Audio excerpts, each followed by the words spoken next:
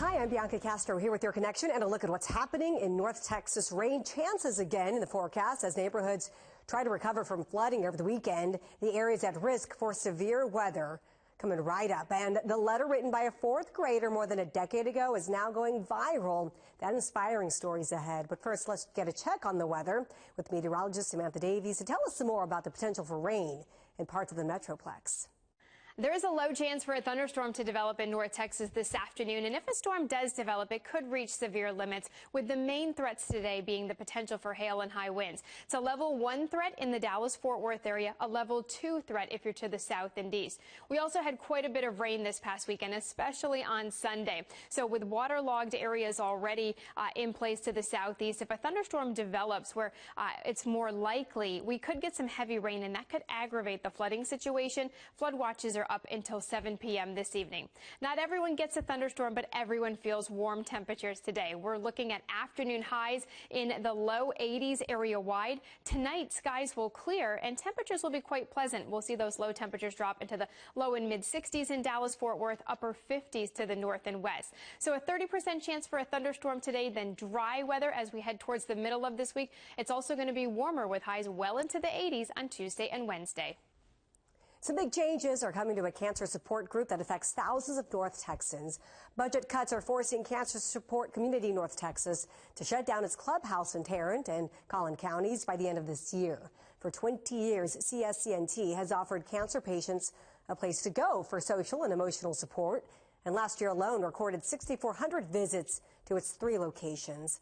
Leaders say they will pivot to online options for patients outside of Dallas while looking for other funding options. In addition to be able to offer our services in person from our Dallas location, we'll be ramping up our virtual services and then looking for other opportunities, to connect with folks who maybe have some space where we can figure out how do we then deliver our services in different areas. And hopefully we'll even be able to, expand the impact of the work that we do. Texas Health Resources, one of the organization's major funders, says it notified the group 2 years ago that they'd be reducing their monetary support. The Cancer Support Organization hopes for a big boost from its annual gala in November. A letter written by a North Texas 4th grader is going viral online. It was written by a boy who dreamed of becoming a football player. NBC5's Tahira Rahman reports how the author made it come true. Actually had him 3 days away from being 16. As a single teen mom, Shamika Jones was told the odds were stacked against her and her son, Ennis Rakestraw Jr. I just heard a lot of negativity of what I couldn't do, what he was not going to do. So from a young age, I taught him, you're going to have to be the one to prove the world wrong about us. But he couldn't do it alone. Enter his village. Dear Mr. Gammon. Over a decade ago, Derek Gammon found this letter on his desk on the last day of school. You're the best teacher ever.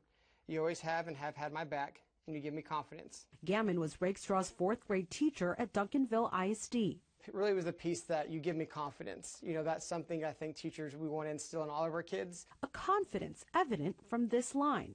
And I hope you're alive, because if I make it to be a professional football player, I will talk about you. The note now going viral after its author got drafted to the Detroit Lions. And Gammon, yes, still alive, got to be part of the moment. To speak that in fourth grade at 10 years old and have everything come to fruition and achieve those goals is special. The journey so far perhaps summed up best by this picture. Rakestraw among his village, shedding a tear as he turns to mom.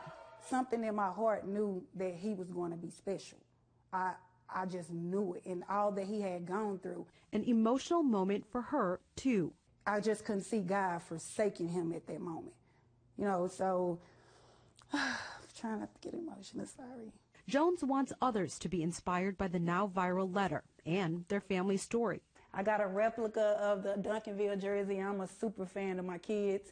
A story not yet finished. And these are all of the bowl rings. Hopefully I'll get a Super Bowl ring soon.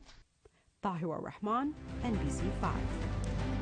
And thanks for catching up with The Connection. Have a good one.